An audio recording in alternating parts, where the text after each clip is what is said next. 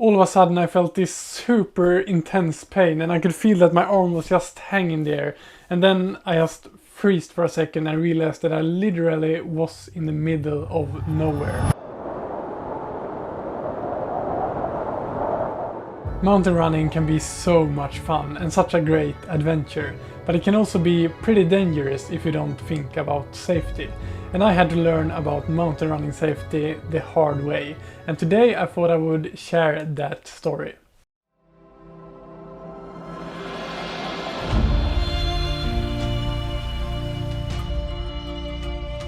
So about 3 years ago I was asked by Runner's World here in Norway if I could film and make a documentary about a running trip where a group was running a route of about 70 kilometers through the Norwegian mountains during 3 days. To film this I would have to run with a group with all my camera equipment since there were no roads close to this route whatsoever. And after I got the question, I directly thought that this was the perfect job for me. I mean, I love running in cool new places and I love to film and create these kinds of stories. The only problem was that I was booked on another job in Estonia that ended the same day as the trip was starting. But I managed to find a workaround where I would arrive later than a group, so directly after arriving to the airport outside of Oslo, I drove for 4 hours up to the mountains. And by the time I got there it was in the middle of the night. And the cabin that we were staying at for the first night was not possible to get to by car. So in the middle of the night I had to run the last 5 kilometers on a small and super technical trail, and it was really windy and cold. It was below 0 Celsius degrees and there were even some ice on the trail. And I remember that this was sort of scary, but it was also a super cool experience, and it for sure felt like I was on an adventure when I was trying to navigate with my GPS watch in the dark to find the cabin. And I managed to make it safely to the cabin, and I was really happy to arrive in a warm cabin and finally get a couple of hours of sleep after a really long day. But later on I thought a lot about that short run, because I was so lucky that what happened the next day didn't happen when I was all by myself running in the cold on the mountain in the middle of the night. So after some hours of sleep I woke up the next day really happy to meet the group and to start filming for the documentary, and it was such a beautiful area. The first day we were going to run this route that was close to 30 kilometers to get to another mountain cabin. And it all started out great. I mean, look at this area. It was so much fun to run there and to film it all. But after 10 kilometers when we were running along this really nice mountain lake, everything did not go according to plan.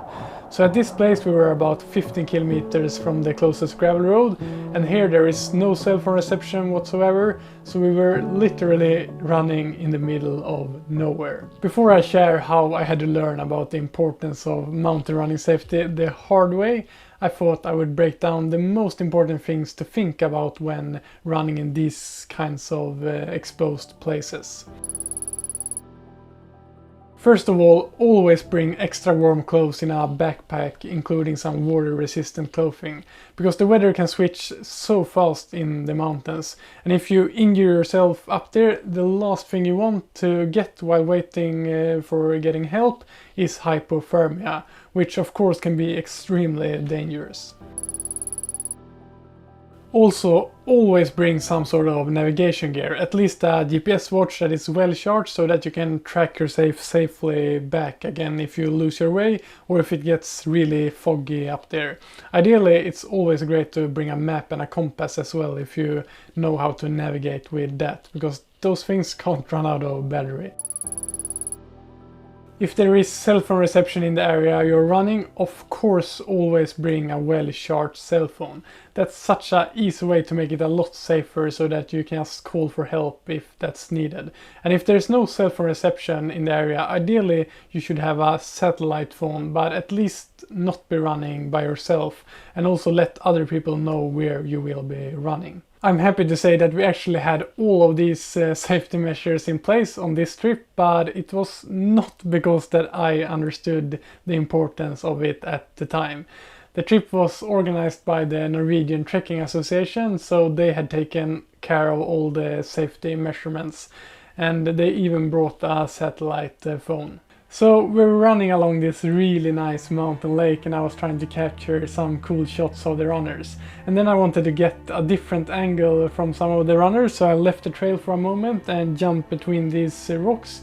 And then all of a sudden one of the rocks that I placed my foot on moved. And I don't really remember what happened next. Maybe it was me trying to protect my camera gear with my other hand, or it was just the lack of sleep that made my reaction super slow. But somehow I fell backwards, twisting my arm in a really weird way. And I directly felt this intense pain coming from my shoulder area, so I understood that I had injured myself quite badly. So I felt with my other hand that my shoulder wasn't in its socket and that my arm was just hanging there. And then for a brief second I just freezed and realized that I literally was in the middle of nowhere and had dislocated my shoulder.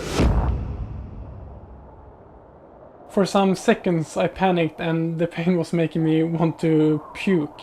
But then all of a sudden I just thought, okay, I gotta fix this. And being a physiotherapist, I had learned to replace a dislocated shoulder, but I had never done it. And in physio school they didn't exactly teach you how to do it on yourself, especially not standing on a rock in the middle of nowhere on a mountain. But I bent forward and used my other hand to try to relocate it.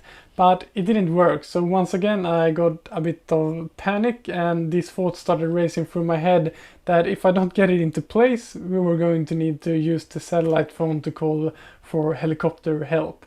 But then I decided to make one last try. So I took a deep breath, tried to relax all my muscles and pull it into place. And then I finally could feel how it got back into its placement again. And although it of course hurt a lot from all the injuries caused by the dislocation, it was such a relieving feeling to feel that my shoulder was back in its correct place again. But then, quite quickly, I understood that, okay, I still have 20 kilometers to run to the next cabin and a job that needs to get done. I got very good support and help from the group, and they helped me strap my arm fixed to my body with the help of my backpack straps. And then it was just about to start to run again. And I thought if I was going to continue, I might as well continue filming. So there I was basically just running around with intense pain with my arm strapped to my body and my camera in the other hand. And I remember trying to get these comments from some of the runners to build the story of the documentary. And when I was asking them how it was going, they just looked at me, yeah, it's going fine, but how are you doing? So yeah. Let's just say it was a pretty rough day at work. But I managed to continue the other 2 days as well with my arm tightly strapped to my body. It of course hurt, but it worked quite okay. So the whole trip was actually a really cool experience, although it would have been a bit less painful and stressful if I hadn't dislocated my shoulder. But at least it made me learn more about mountain running safety and to respect the mountains a bit more. Stay safe and hopefully you get to enjoy some epic mountain running yourself. If you want to watch 2 other mountain running videos, you can click here or here. And it's always appreciated if you hit the thumbs up button to this video if you liked it and subscribe to my channel. As always, thanks for watching, train smart, have fun, and I will see you in the next video.